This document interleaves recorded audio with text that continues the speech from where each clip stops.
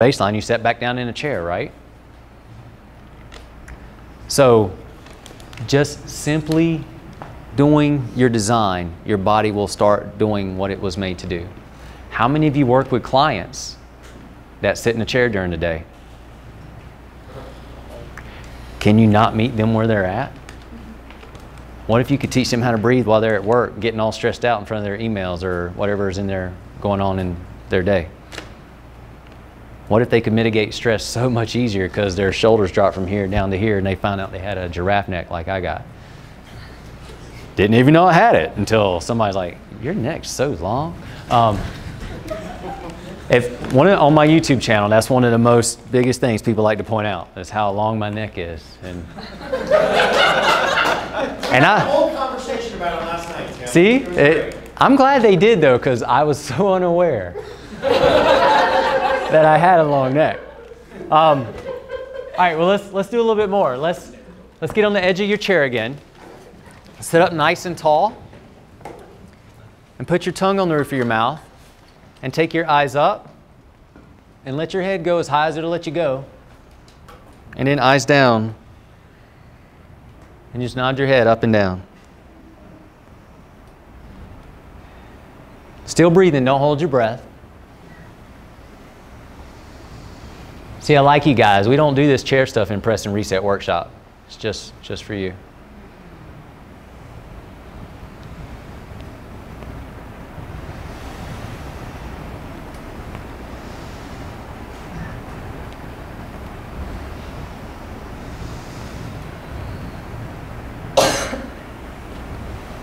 So eyes go up, head goes up, eyes go down, head goes down.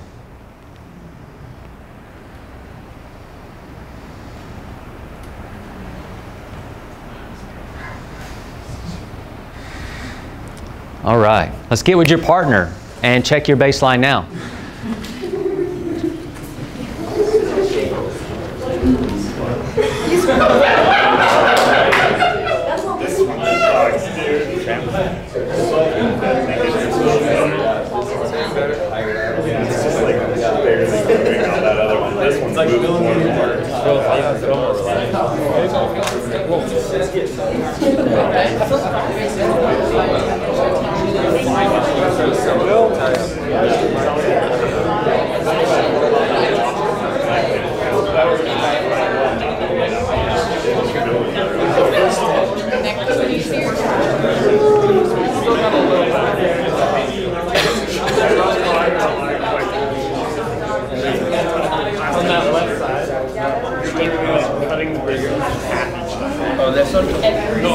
All right. Was there any change? Yeah? Thank you. Change? Yes. Awesome. Every muscle in your body is attached to how you move your head, especially these muscles right here. You can help a client begin insane core training by teaching them how to breathe and how to move their head. Breathing is your inner core. Moving your head starts to get to your outer core. And it makes you very solid and resilient from the center out. All we did was, we did it in a chair, right? You can meet a person where they're at. Simply meet them where they're at. And every movement, you can break down to the smallest movement and it is still a reset for their nervous system. And all that means is it strengthens their nervous system and it helps restore their reflexive strength. Okay? Head control is there's a child psychologist, her name's Sally Goddard Blythe. She wrote a book called The Well-Balanced Child, and she deals in reflexes of children. It is her belief that head control is essential for balance, posture, and coordination. What that essentially means, though, is head control is essential to enjoy your life. If you want a happy, healthy life, you have to have head control. And if you don't, you can't mistake how important this is. How many of you have children? All right, those of you that didn't raise your hand, have you ever seen a baby before? Okay. So, how big is that child's head compared to its body when it first comes out? How big is a child's head compared to its body when it first comes out? It's huge. They have a watermelon on a little tiny body. They develop head control.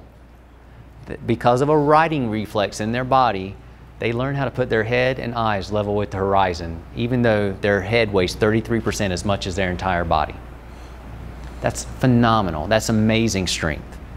And they're a lot stronger than you think. But they're developing head control and tying everything together. Everything. They're tired.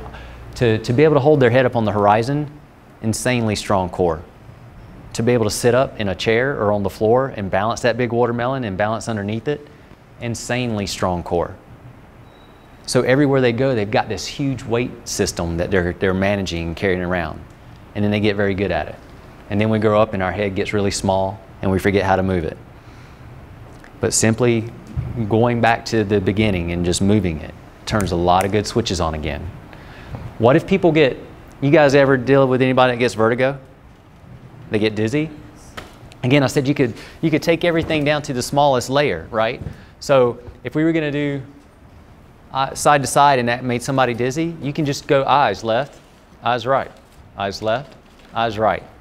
That is the beginning of head rotation, eyes. So let's try it. Let's play with it. So get on the edge of your chair, place your tongue on the roof of your mouth, and take your eyes left, eyes right. And just work that back and forth.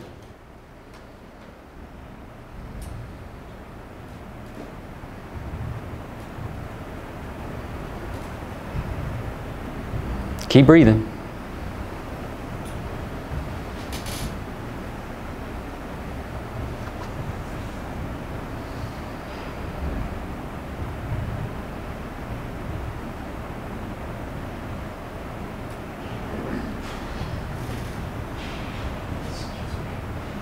Anybody feel your neck muscles switching when you go eyes left? Yeah, yeah. Head wants to move. All right, let's test it out. Get with your partner, test your baseline.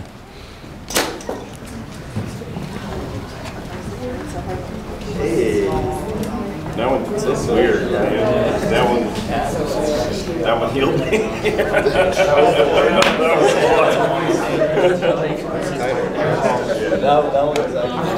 Can be, and sometimes the nervous system likes and sometimes it doesn't like.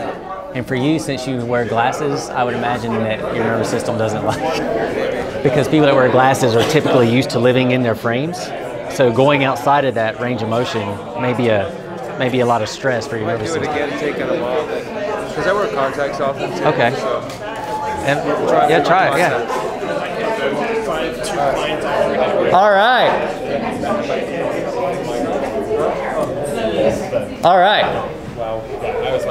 Did anybody have change off of that? Yeah. Yeah? Nick, what did you say? That was the best one for me. I was doing shoulder, and I like French saw it, like just went an inch. So Nick said that was the best one we've done so far for him. And when we actually did it, I heard him say, well, that healed me. Guys, how big is that range? How big a motion was that? The smallest movement can have the greatest return if it's what your nervous system needs. It doesn't have to be fancy. It doesn't have to be sexy, although getting mobility restored and being able to do all kinds of cool athletic stuff, that's sexy. And if moving my eyes around helps me do really cool, super stuff like that, I'll move my eyes around. Can you teach your clients how to move their eyes? And they may say, well, what does this have to do with anything? How can you get their attention? Yeah. I was just going to say, so I've implemented this, especially like in breathing classes, and I have a client that has like 3 neck fusions, so she like cannot move her neck very well, right? Well, we were talking about it and like how we can do eye movements, and that's the most important part anyways. And she was like, oh my gosh, I just went to my eye doctor like the other day, and he was saying for her age, she's 63, she was like, you have 60% better peripheral vision than everyone your age. And she was like, I didn't know why. Like, okay, cool. And she's like, it's because like, I have to use my eyes. I can't move my neck. And so I just thought it was really applicable because she always will use her eyes because she can't turn her neck very well, but it still works. Still works. Yes, sir.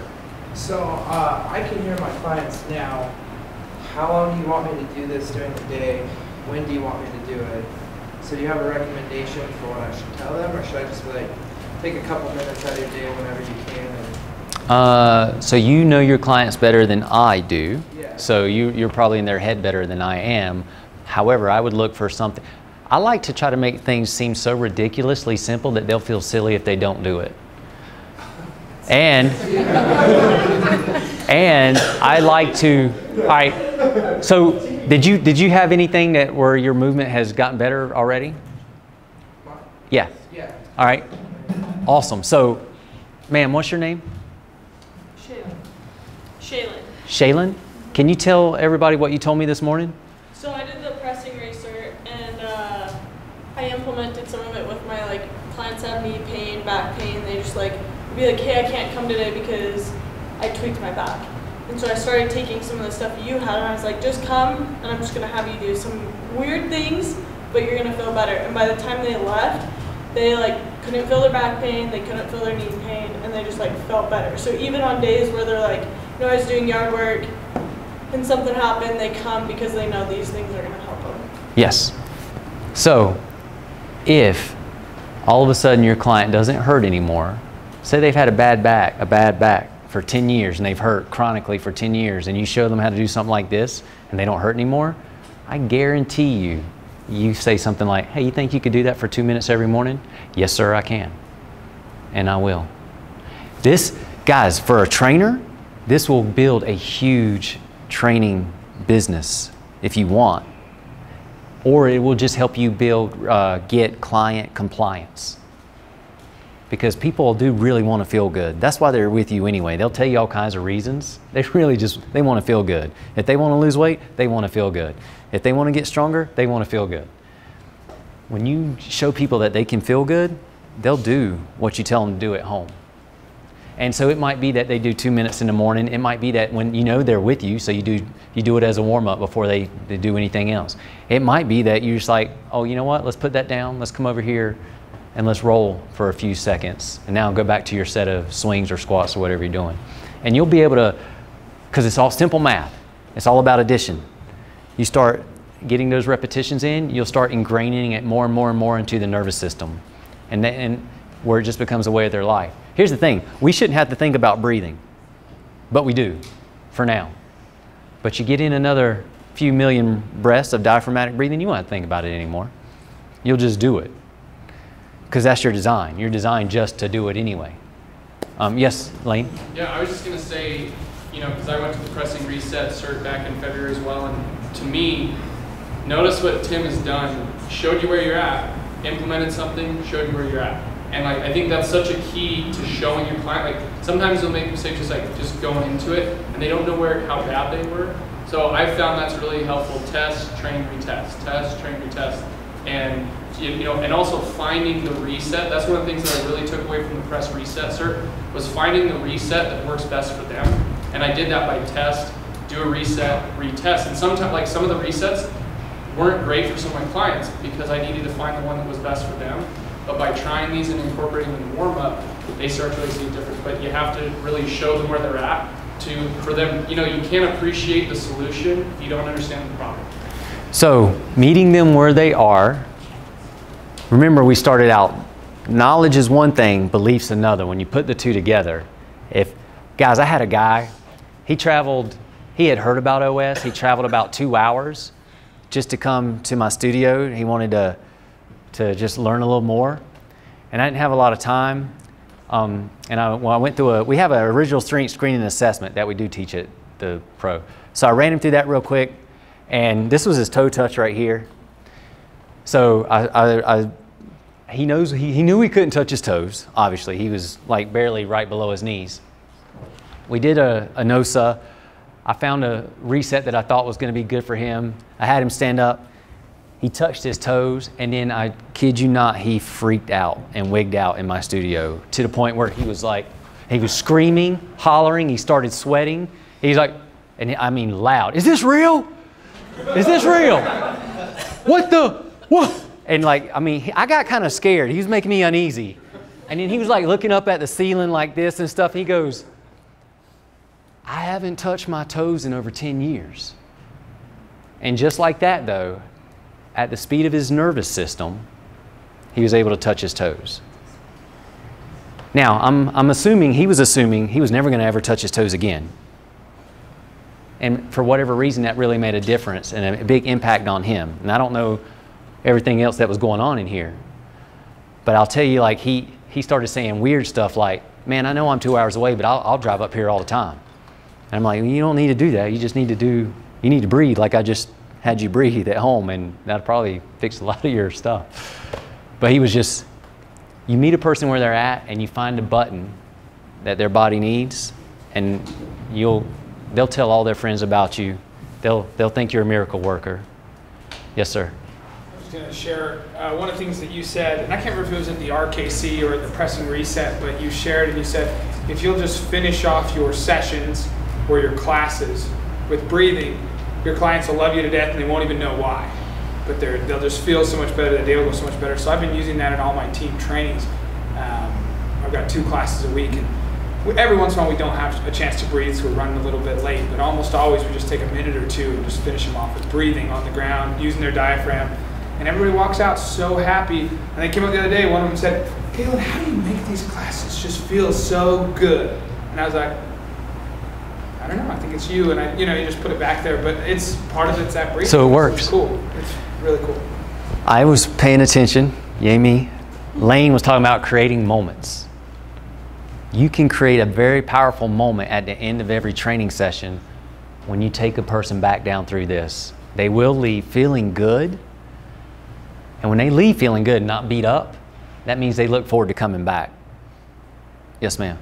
It's kind of the same as Caitlin, but everyone wonders why Breathe is their favorite class. And we do all of these movements. Like, my clients are like, why?